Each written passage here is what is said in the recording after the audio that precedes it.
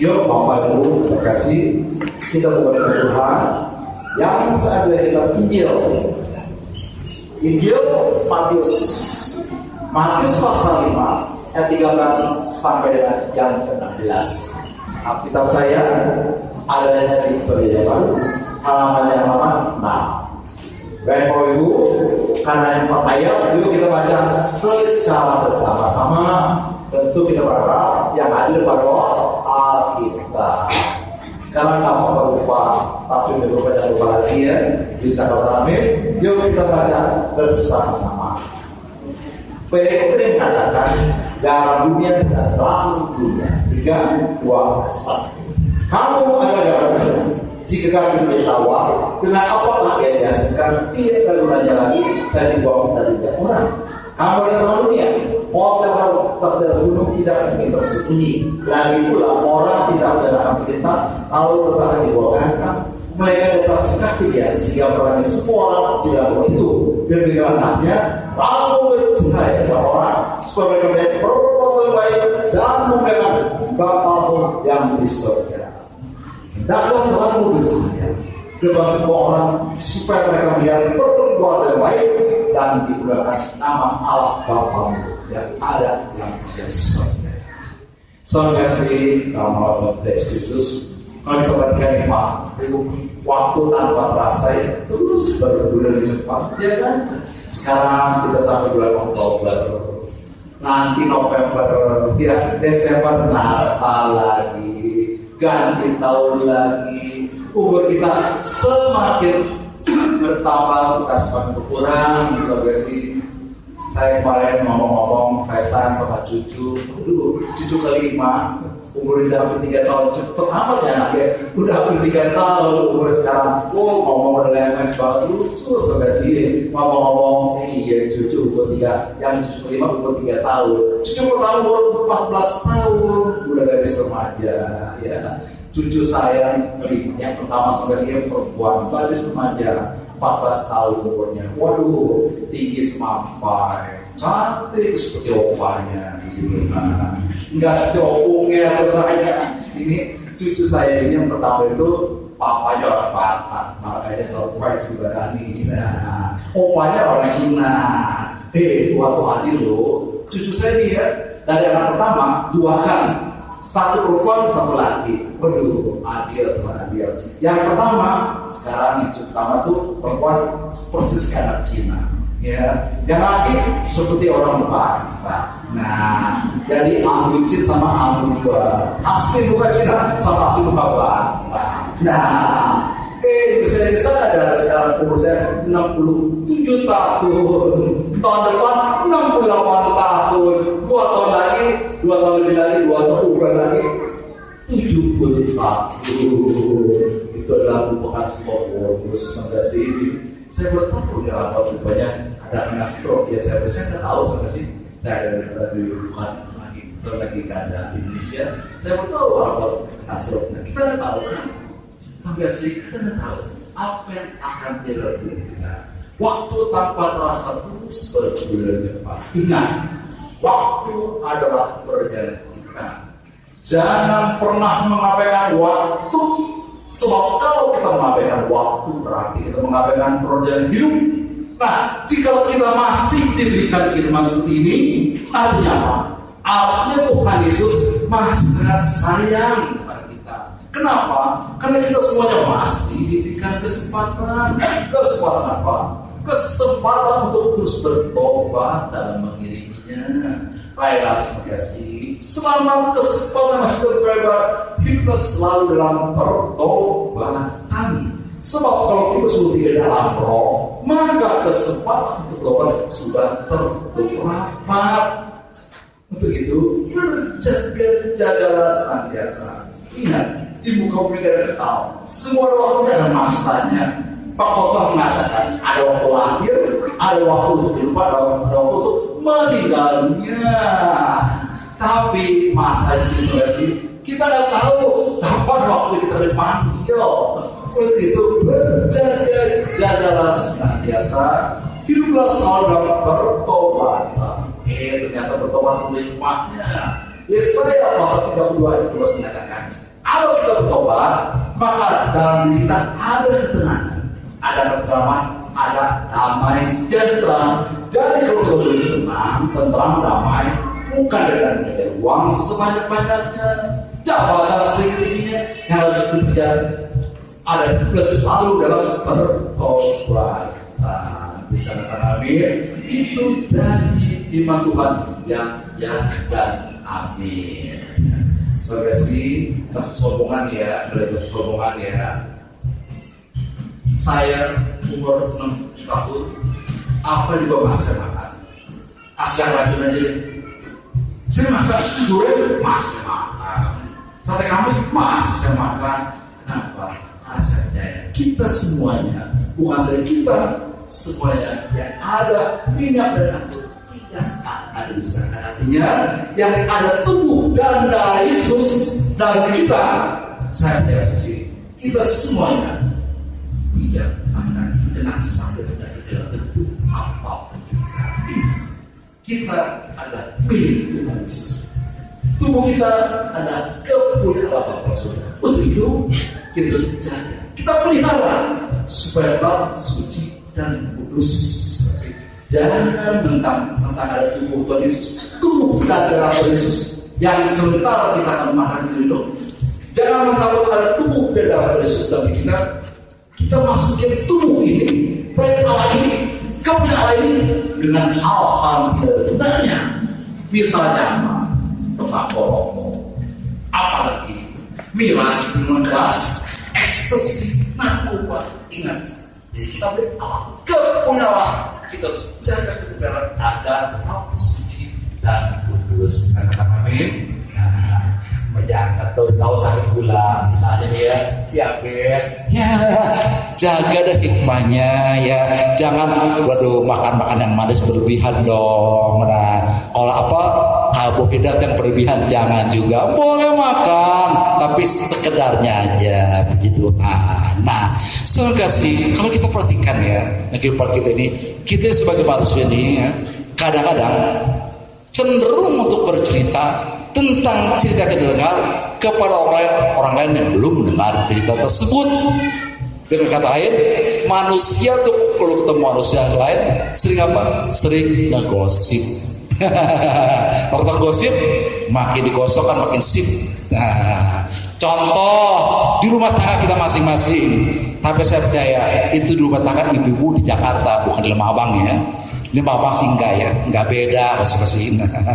Kalau ibu-ibu nih, kalau ketemu misalnya ibu-ibu lain, dimanapun juga, di pasar ke, di gereja ke, ya kalau ketemu ibu-ibu lain langsung ngomong kasak busuk, lo tau nggak? Dia sombong tuh. Kemarin mentang-mentang baru beli motor, nggak mau ngeliat gua, sama sih. Mungkin dia nggak lihat kita, sama sih. Jangan suka pikir negatif seperti itu. Seperti saya, sama sih. Saya nih, sama sih. Sering ketemu jemaat. Saya kan bukan khotbah di Lemabang aja, di Jakarta juga sering. Nah, apalagi kalau saya di Kelapa Gading, di mall, makanya saya sekarang apa pakai apa yang malu. Nah, selalu agak rapi dikit dah. Sering ketemu jemaat. Kenapa? Saya pernah nih lagi makan es krim di mall di Kelapa Gading, di food courtnya. Istri saya ke supermarket, saya terus aja aduh paling males ke supermarket.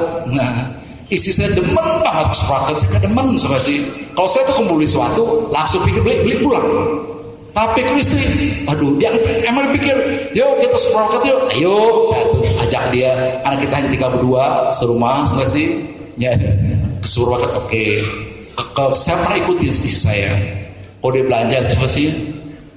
Dia lihat-lihatin barang, dicemak-cemek, nggak jadi beli. Dia lagi yang lain, jadi beli lagi. Akhirnya lupa yang mau beli. Besok berangkat lagi. Nah, saya nggak tahu ibu tempat ini sama nggak ya? Saya nggak tahu ya. Yang pasti saya kayak begitu. Nah makanya udah ke supermarket ke pasar nih, saya tunggu di food court, asik makan es krim, lihat kiri kanan. Suatu saat lagi asik makan es krim, pakainya pendek, lagi ke soblong, depan saya ada seorang ibu dan anaknya, keren, warnanya keren ya. Dia manggut sama saya langsung pakai diri, saya juga manggut, nggak taunya Pak Bu, jebul dia manggut bukan mas saya, manggut orang di belakang saya, malu nggak? Ya malu. Maka sekarang tuh kalau ada orang manggut bukan saya di belakang saya orang kalau saya manggut kayak gini. Nah di rumah tangga kita masing-masing, jadi pekerjaan kita ada nggak orang sering bercerita tentang cerita yang dengar kepada orang lain yang belum dengar cerita tersebut? Di pekerjaan kita ada, sampai kantor kita. Nah, biasa tuh sih kalau di kantor di mana kita kerja yang diomongin siapa? Atasan kita. Kejelekan atasan kita, nggak mungkin bawahan atasan. Saya tahu, saya tuh kan pernah kerja, membawahi 25.000 orang karyawan. Saya tahu, saya pernah nguping. Kalau saya kan kerja di Matahari tempat hari ya. Kalau itu pramuniaga tuh kalau ngerumpi di counternya, di tempat istirahatnya, saya nguping. Yang diceritain siapa? Supervisornya. Itu supervisor kita gila tuh. Kita sudah lembur, dia enak-enakan kalau lembur-lembur. Nah, supervisor kalau berupi siapa? Type manajernya. Itu manajer kelewatan tuh ya. Dia datang telat dari potong. Kita datang dipotong, dia enak. Bawa mobil kita masih naik motor. Nah itu. Kalau manajer kalau berupi siapa yang ngomongin? Direkturnya. Direktur kalau berupi siapa yang ngomongin? Presiden direkturnya.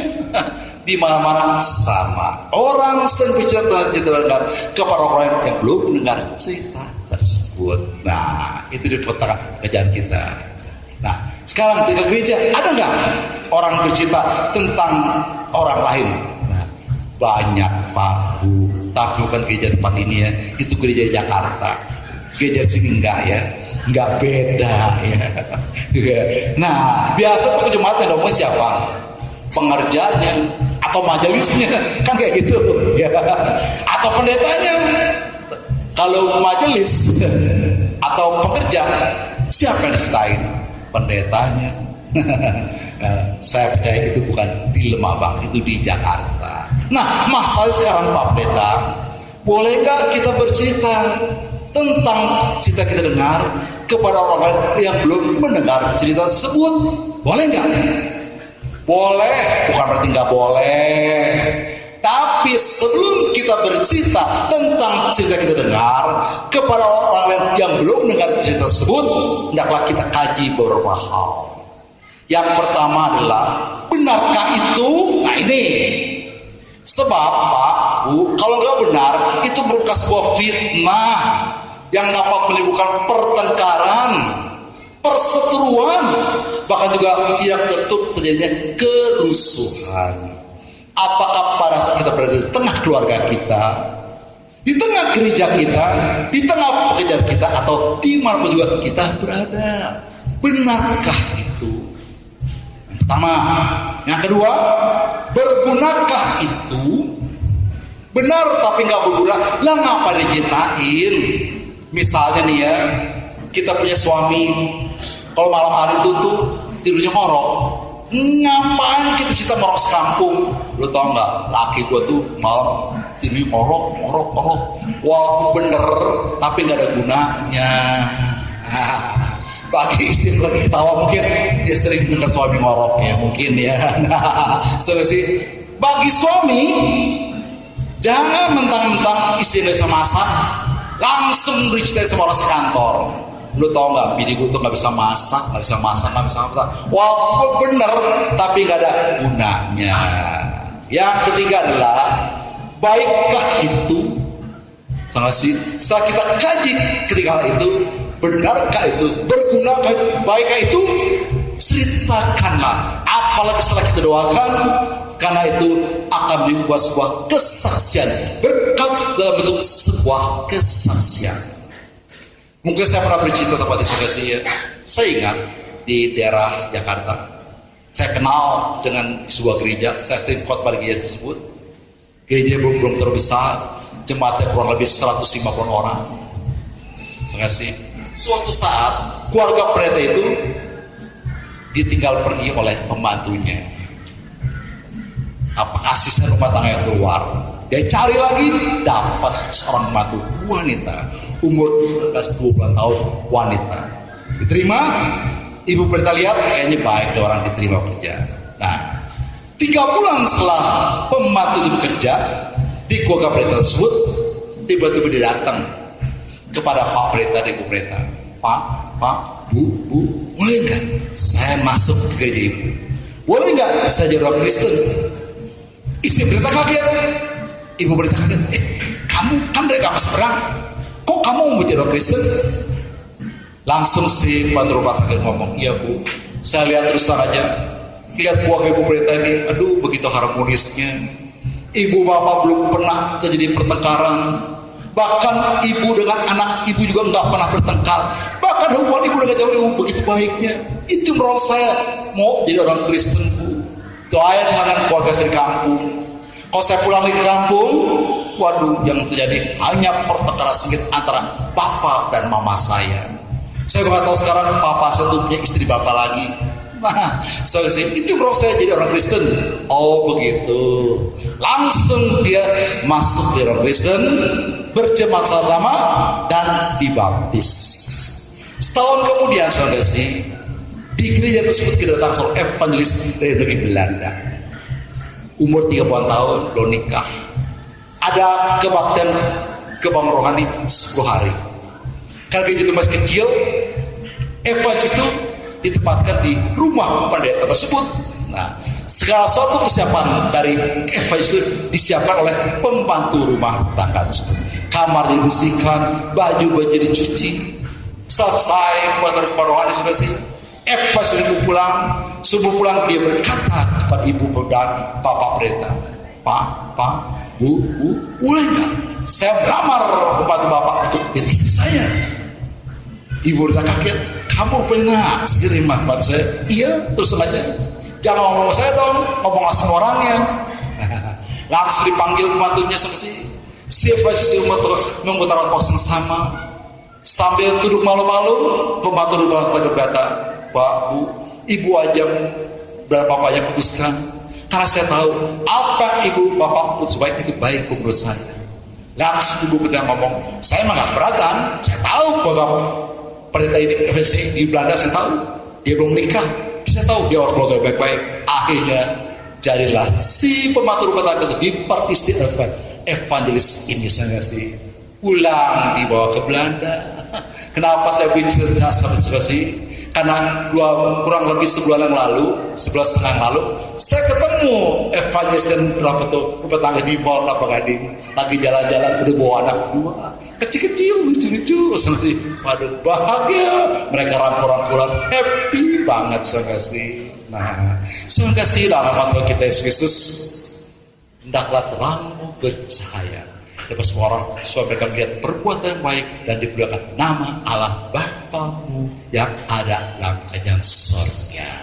Saya kasih, kita semua telah dipilih sebagai umat-umat pilihannya. Bisa kata kami. Nah, kalau kita dipilih sebagai umat-umatnya, artinya dia bekerja. Jadi saya percaya proses kita ada bagian dari rencana Tuhan. Setelah kita dipilih, dia berkata pada kita apa? Hendaklah terangmu bercahaya, menjadi terang bagi depan orang-orang di sekitar kita. Firman Tuhan jelas mengatakan, jadilah garam dan terang dunia.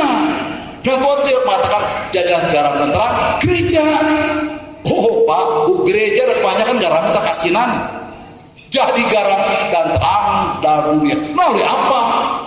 Nah ini, melalui tingkah laku kita, melalui ucapan kita, melalui perbuatan kita, sehingga melalui kita inilah nama Tuhan Yesus yang dipermuliakan. Memberitakan kabar keselamatan Yesus sebagai selamat bukan berarti kita harus datang ke terminal, kita tepok-tepok bapak-bapak, ibu-ibu, pak, bu, bukan atau Yesus, bukan seperti itu. Yang harus kita lakukan melalui tingkah laku kita, melalui ucapan kita, melalui perbuatan kita, sehingga kita menjadi dipakai sebagai jembatan hubung antara kepentingan Bapa surga dan bagi mereka yang belum kenal Yesus sebagai juru selamatnya. Bisa katakan amin. Nah, saya kasih membuat orang itu bertobat. Ingat ya, membuat orang itu bertobat bukan berarti kita harus bawa orang itu ke gereja. Membuat orang bertobat adalah solusi Bertobat artinya mengaku Yesus sebagai juru selamat dan balik dari yang salah ke jalan yang benar. Sebab orang di gereja belum tentu orang yang telah bertobat, tapi orang yang telah bertobat pasti ada dalam gereja. Nah, saya ingat dia waktu saya ambil tesis, mungkin saya pernah bercerita tempat ini sih. Ambil master, saya kan sekuler, betul-betul sekuler. Ambil master saat itu tahun 2000, saya masih ingat. Rektor di mana saya sekolah tahu saya betul mulai dari sekuler.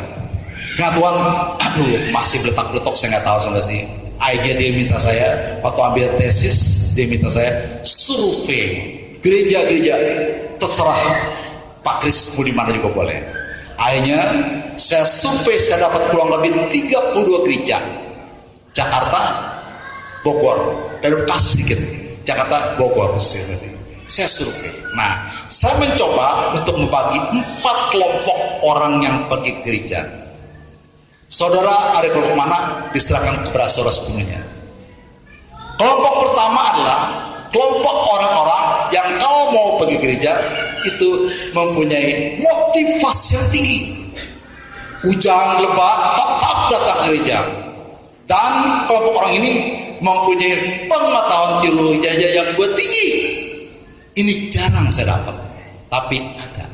Kelompok pertama, orang yang mempunyai motivasi yang tinggi dan juga mempunyai pengetahuan teologi yang juga tinggi. Ini jarang, tapi ada. Ya, jarang, tapi ada. Itu kelompok pertama. Kelompok kedua adalah kelompok orang-orang kalau yang mau pergi gereja mempunyai motivasi yang tinggi, tapi mempunyai pengetahuannya teologianya yang rendah. Sama sih. Nah, sebagai ilustrasi dari kelompok yang pertama, kelompok apa sih ya? Motivasi tinggi, hujan lebat tetap datang, tapi mempunyai pengetahuan teologi yang rendah. Kelompok ini sangat banyak saya temuin. Sangat banyak saya temuin. Sebagai ilustrasi dari kelompok kedua ini sama sih. Dikatakan ada seorang pemuda yang punya anak dua keluarga. Suatu saat dia baru bertobat kurang lebih 3 tahun yang lalu. Setelah dia bertobat 3 tahun kemudian selesai, dia kedatangan temannya yang dulu sama-sama BH Bolo. Kalau kata si BH Bolo kan, itu gak bener, tahu kan? BH Bolo itu gak bener, mabuk, minum dan sebagainya selesai. Temannya pemuda ini berkata, kawan, kamu udah bertobat ya? Ngaku Yesus sebagai selamat. Tuh kata pemuda telah bertobat. Kalau gitu kamu tahu udah banyak dong tentang Yesus itu. Misalnya nih, saya mau tanya ya, dia bilang, aku mau tanya ke kamu, umur berapa Yesus waktu meninggal? Pemuda yang bertobat dia berkata, aku tidak tahu. Berapa banyak murid-murid dia? Aku tidak tahu. Berapa kali dia berkhotbah di atas bukit? Aku tidak tahu. Langsung dengan sinis teman yang pemuda ini berkata, katanya kamu udah bertobat, tapi kok sedikit sekali ya pengetahuanmu tentang Yesusmu itu. Pemuda bertobat dan berkata, sambil itu kepala dalam-dalam, dia berkata apa? Kamu memang benar teman, karena sedikit sekali pengetahuanku tentang Yesus itu. Tapi sekarang ini sedikit-sedikitnya aku tahu beberapa hal. 3 tahun yang lalu aku seorang pemabuk. Begitu aku pulang ke rumah, istri dan anakku sangat takut lihat aku dari rumah. Hutang-hutangku banyak karena aku ada pencuri yang dulu. Tapi sekarang setelah aku bertobat, kalau aku pulang ke rumah, istriku menyambut dengan penuh kegembiraan. Bahkan hutang-hutangku juga sudah lunas karena aku telah berhenti dan berjudi. Nah, ini karya Kristus dalam kehidupanku. Saudara-saudari, itu kelompok kedua. Kelompok ketiga adalah orang-orang yang kelompok gereja itu mempunyai motivasinya rendah. Hujan gerimis, aduh males ke gereja. Ke gereja tuh kayak terpaksa banget. Gak enak ya sama orang Kristen kalau ke gereja. Gak enak, malu sama tangga orang Kristen kok gak pernah gereja. Nah, tapi mempunyai pengetahuan teologinya yang tinggi. Nah, itu kebalikan dari kelompok kedua. Motivasinya rendah, tapi pengetahuan teologinya yang tinggi.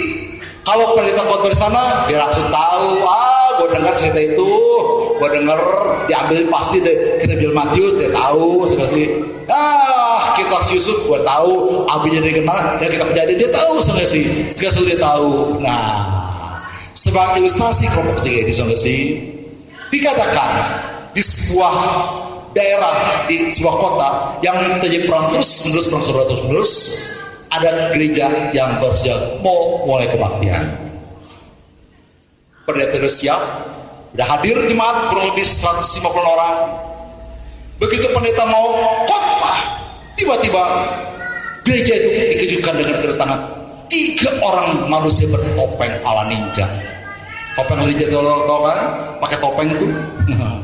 Sambil masuk pintu sana, yang satu jaga pintu sana, yang satu jaga pintu sini, yang satu langsung ambil mic Pak Pendeta dengan senjata lengkap, siap angin, kotek, siap membutuhkan pelurunya. Tanpa permisi, baru berkata kepada jemaat, siapa yang percaya Tuhan Yesus, silahkan tetap berada di tempat ini.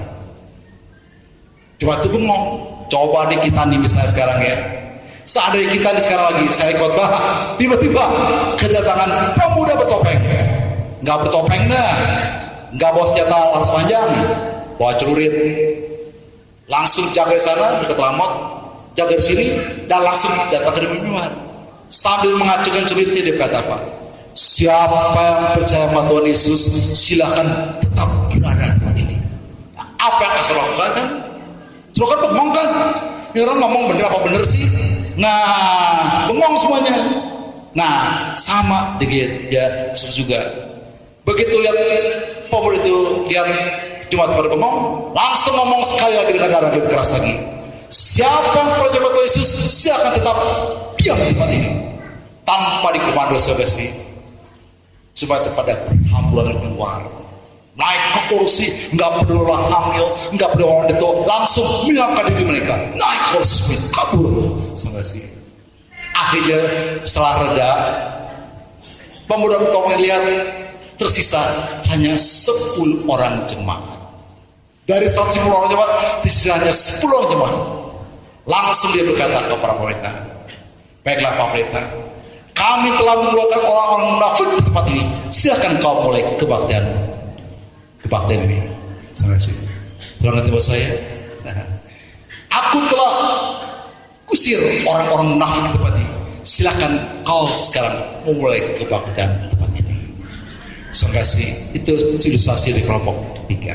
Kelompok keempat, dikit. Kelompok ketiga ada juga, tapi paling banyak kelompok 2. Paling dikit kelompok keempat.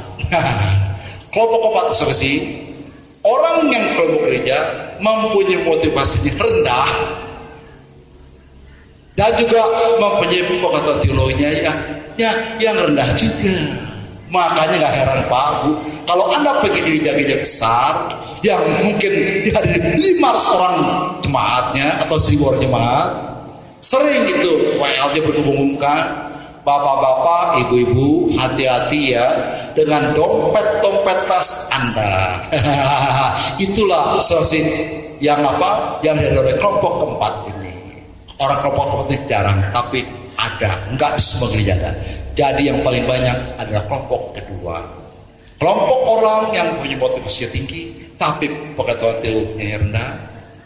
Dan juga kelompok orang yang mempunyai pengetahuan yang tinggi, juga mempunyai juga motivasi pengetahuan tinggi, dan juga motivasi yang tinggi juga. Itu kelompok kedua yang kedua yang paling banyak. Dan kelompok ketiga keempat ini yang paling jarang. Apalagi kelompok paling jarang sekali saya temui. Nah, semoga sih kita ada kelompok mana bisa kasih kepada saudara dan juga saya. Dan ingat, agar terang itu tetap bercahaya, agar kita tetap bisa menjadi garam dan terang dalam dunia, bukan dalam garam tentang gereja, selesai. Hati-hati dengan pergeseran hidup. Karena ini bisa masuk tempat kita tuh nggak langsung cepolan, dia masuk kelingking terlebih dahulu, jari manis, itu baru cepolan. Nah, hati-hati dengan pergeseran hidup. Makanya Tuhan Yesus tuh peringatkan melalui Yohanes 10 Patmos, Waktu Tuhan Yesus telah akan ke surga, jemaat Tuhan itu banyak di Efesus, Philadelphia, Antioquia dan sebagainya. Tuhan ingatkan, Yohanes, ingatlah betapa dalamnya kau telah jatuh, bertobatlah dan lakukan lagi seperti apa yang semula kau lakukan. Artinya apa? Back to basic, kembali ke kasih mula-mula, kembali ke pertobatan mula-mula. Kenapa? Karena jemaat Tuhan itu digeser-geser iblis, digeser-geser iblis. Kamu kan orang Kristen, tapi kamu kan masih muda. Kamu kan percaya sama Tuhan Yesus kan? Percaya, pasti percaya. Tapi kamu masih muda loh. Ingat, nikmati hidup dunia. Ya nanti aja. Kalau kamu pasti kamu suka. Nanti aja deh ya. Ini sekarang yang penting nikmati hidup dunia. Foya terus. Nah, itu sering mempersi kita dengan hal-hal yang seperti ini. Sama sih.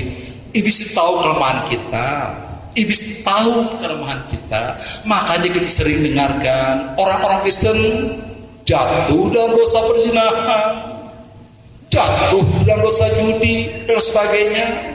Iblis ngomong, misalnya kita hobi judi ini ya, Iblis ngomong, ya ada kalau main kecil-kecil nggak apa-apa, main gopay ceceng nggak apa-apa. Kalau udah main cepet nggak boleh. Nah itu dosa. Iblis sering membersihkan hal-hal seperti itu sih. Main kecil-kecil nggak apa-apa. Kenapa?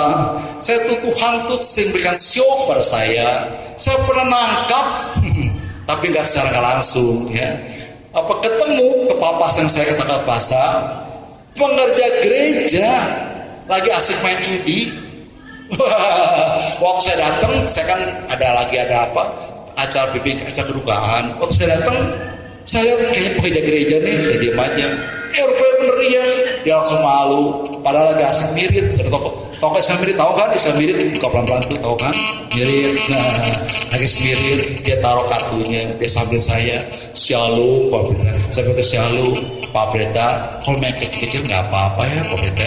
Main kecil gede-gede nggak boleh kan? Nah, ini sebetulnya orang Kristen Belgi, belaga gila. Atau kita bila sebentar seperti bertobat bukan mengurangi dosa, bertobat adalah menghilangkan dosa. Hati-hati dengan pergeseran hidup. Ingatlah betapa dalam kau telah jatuh saat ini kesosis. Coba kasih Tuhan Yesus mengingatkan kepada kita. Ingatlah betapa dalam kau telah jatuh, bertobatlah dan lakukan lagi seperti apa yang semula engkau lakukan. Dan lanjut sekarang kan dalam kitab 1 Petrus kita apa? Untuk itu buanglah segala kejahatan, kemunafikan, hawa nafsu, dan jadilah sama seperti bayi berlahir yang haus akan air susu murni yang rohani, supaya olehnya kamu boleh dan bertumbuh dan supaya olehnya kamu dapat bertumbuh dan beroleh keselamatan. Untuk itu buanglah segala kejahatan, tipu besar, hawa nafsu, kemunafikan. Jadilah sama seperti bayi berlahir. Bayi berlahir artinya seperti kertas yang putih yang belum ada cacat celah dalam bentuk apapun juga. Begitu kalau kita hendak menghadap Tuhan Yesus, kita harus seperti bayi yang baru lahir, seperti kertas putih yang belum ada coretan dalam bentuk apapun juga. Apa Pendeta? Saya udah banyak dosa, Pendeta. Kertas putih ada saya itu sekarang ini udah nggak putih lagi, Pak Pendeta, udah hitam, merah. Jangan khawatir, saudara sih. Melalui pertobatan kita, melalui penebusan dari Tuhan Yesus, melalui penebusan sering kita ikuti, melalui penebusan terus sering kita ikuti, kita akan diputihkan kembali. Ingat, melalui pertobatan kita, melalui penebusan sering kita ikuti, kita akan diputihkan kembali. Saudara sih, buang segala kejahatan, kemunafikan, hawa nafsu. Jadilah sama seperti bayi lahir yang haus akan air susu murni yang rohani, supaya olehnya kamu bertumbuh dan beroleh keselamatan. Dan yang terakhir saudara, supaya terang itu tetap bercahaya kita, jangan stuck atau diam. Bergerak dan bergerak, bertumbuh. Jangan stuck atau diam. Iblis itu sering apa? Habis kepada kita, kamu kayak orang Kristen, kamu kan percaya pada Yesus, udah ngapain bagi gereja? Nah, soalnya sih karena melalui pengakuan yang kita dengar, Tuhan Yesus sering menegur kita, menasihati kita untuk supaya kita terus hidup dalam pertobatan. Jangan stuck atau diam. Bertumbuh supaya olehnya kita supaya dalam tubuh itu kita menjadi berkat bagi kehidupan orang-orang di sekitar kita. Soalnya sih, yuk saya percaya bahwa kita masih sangat jauh panjang, masih banyak tugas dan tanggung jawab yang khusus kepada saudara saya. Terang bagi kehidupan orang kita, khususnya pada saat kita berada di tengah keluarga kita. Ingat, keluarga kita terlebih dahulu, baru saya itu tengah gereja, kita ke pekerjaan, kita ke sekolah, atau termasuk di keluarga kita berada. Jadilah terang bagi kehidupan orang-orang di sekitar kita, supaya nama Tuhan Yesuslah yang dipermuliakan. Amin.